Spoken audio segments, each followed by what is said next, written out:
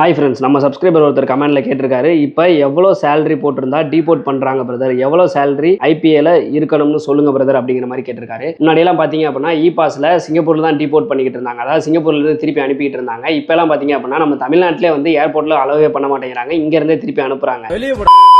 இதுல வந்து எதனால அப்படின்னு கேட்டீங்கன்னா சேலரி ரொம்ப ஹையா இருக்கு. குறிப்பா பாத்தீங்க அப்படின்னா படிக்காதவங்க கூட, அதாவது நோ குவாலிஃபிகேஷன்ல பாஸ்போர்ட் எடுத்துருவாங்க பாத்தீங்களா, அவங்களுக்கு கூட சேலரி பாத்தீங்க அப்படின்னா இ பாஸ்ல 10,000, படிக்காதவங்களுக்கு கூட இ பாஸ்ல வந்துட்டு $10,000 $12,000 வந்து சம்பளம் போட்டுருக்கிறதுனால இங்கேயே வந்து டீபோர்ட் பண்ணி அனுப்பிடுறாங்க. ஸோ இது ஒரு சில குறிப்பிட்ட ஏர்லைன்ஸ்ல மட்டும்தான் வந்து இந்த மாதிரி டீபோர்ட் பண்றாங்க. ஒரு சில ஏர்லைன்ஸ்ல எதுவும் சொல்றது கிடையாது, அலோ பண்ணிடுறாங்க. ஒரு சில பேரை இங்க அலோ பண்ணாலுமே சிங்கப்பூர்ல வந்துட்டு டீபோர்ட் பண்ணி விட்டுறாங்க. சிங்கப்பூர் ஐசிஎல் இருந்து டீபோர்ட் பண்ணி விட்டுறாங்க. என்னடா இப்படி வியாபாரம் பண்றீங்க? சிங்கப்பூர் ஐசிஎல் டீபோர்ட் பண்றதை விட இங்கேயே டீபோர்ட் பண்ணாங்க அப்படின்னா உங்களுக்கு பெட்டர் தான். ஏன்னா சிங்கப்பூர் ஐசிஎல் டீபோர்ட் பண்ணாங்க அப்படின்னா திருப்பி நீங்க சிங்கப்பூர் போறது ரொம்பவே கஷ்டமாயிரும். ரொம்ப கஷ்டம் ப்ரோ.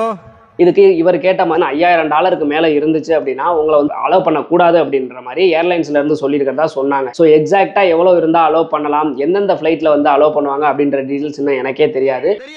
தெரிஞ்சிச்சுன்னா கண்டிப்பா நான் வீடியோல சொல்றேன். இதை பத்தி டீட்டெயிலா நான் ஃபுல் வீடியோல சொல்லியிருக்கேன். ஃபுல் வீடியோட லிங்க் இங்க இருக்கு, மறக்காம போய் பாருங்க. இந்த மாதிரியான யூஸ்ஃபுல்லான இன்ஃபர்மேஷனுக்கு மறக்காம நம்ம சேனலை சப்ஸ்கிரைப் பண்ணி வச்சுக்கோங்க. பாய்.